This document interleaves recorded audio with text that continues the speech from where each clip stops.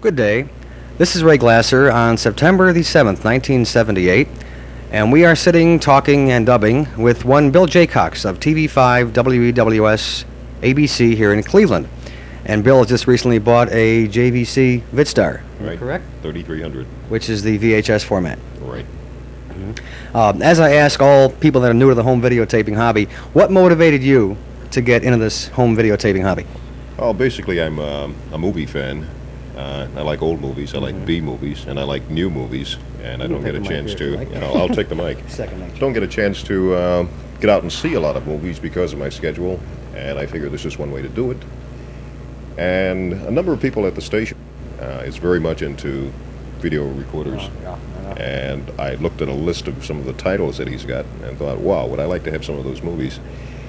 And to be able to do something at your leisure, to be able to not have something go by you and never come back again is one of the motivating factors. That I wanted something that I could record and play it back. I've been into. I have been into movies, home movies, for about 10 years. On film. And on film, right. And of course the processing, the waiting to see what you've got. Splices and all that, and expensive. Yeah. If you lose something on film, there's no way to know whether or not you've got it. Right. If you got a videotape recorder, you immediately know. All you have to do in a matter of seconds or minutes, in the case of rewinding all the way, you know whether or not you've got it. Right. I think that's one of the biggest selling points of the home videotaping, besides being able to timer tape things. That like I work nights, Right. and if I want to see something that is playing at night, I can just timer tape it and watch it anytime I want a week later. And of course, this thing too with home movies is you can have them right then and there, which is why the color cameras, of course, now are coming down in price. Next question is, what motivated you to go to the VHS format versus the Betamax, which I have? Stupidity.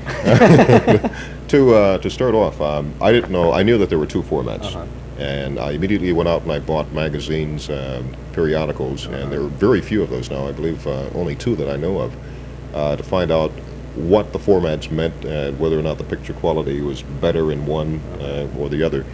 And it happened that I came across the JVC, the 3300, and it got just a hell of a rating. And also the Jack Jones article in the same magazine said that he swore by the machine. And he has been a videophile for a few years. And I thought, well, hey, if it's satisfactory to him, why not? Yeah. And this is a good machine. It's compact, it's small, it doesn't take up a lot of room. Right. It's a good-looking machine. It is. As well. It's smaller than most Betamaxes. My Right. 320 is a little bit smaller, but of course that's almost a portable machine. Okay, if I had it to do over again, and I knew that there was a good Betamax, and I'm sure that most of them are, Yeah. I think I would go to Beta because of the prior tapings that other people have had. Right. And now if I come to you, I have to bring my machine. Right. Or I have to bring mine to you, either way. And if someone has a Beta and I'm working with Beta, then we talk about just the blank tapes, Right. and it's a lot more Exactly. convenient. And basically that's it. Right now you are, a weekend anchorman at TV5. I am a weekend anchor at Channel 5. I also produce the Saturday show. I co-produce the Sunday show. During the week I am a reporter, Monday through Wednesday. You're out on the street as such, covering the stories in town. Right. And how long have you been at TV5? At TV5 it's closing in on 6 years. And that, by the way, is the longest I've ever worked at any one place. Where have you been previously? Prior to that, I was with WKYC Channel 3, NBC News. My biggest goal in life, when I decided I wanted to be in media, was to be an NBC newsman. 15 months after I got into media, period, I started off as a news director. That's starting off at the top at a very small station.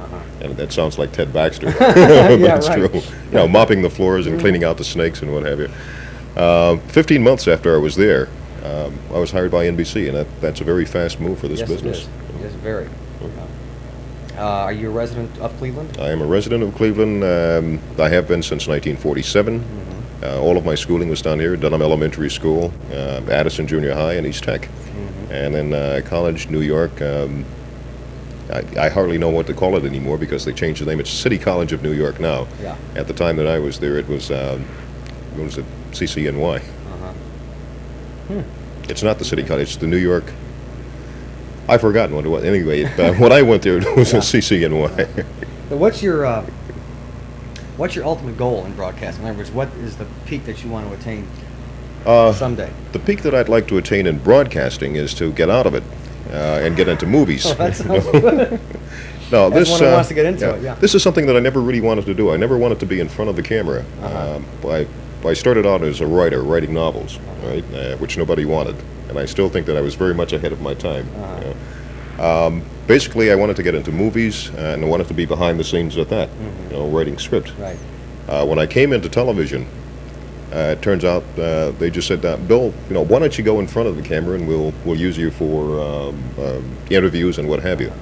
And that's the way I'm here. I didn't even want to do what I'm doing now.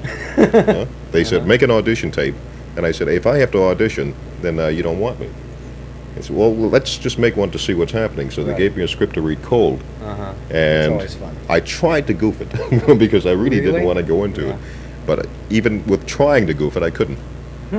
Great, Bill. Hey, you know, let's see if we can't start next year.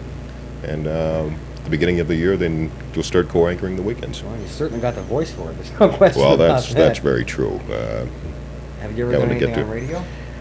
Yeah, news, basically news. In I have town? none. Yeah, What stations? WKYC. Oh, I see. I was doing Oh, basically. okay.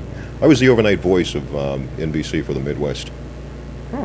You know, from 11 o'clock until 8 o'clock the next morning, Graveyard. and responsible for all radio news or even television news.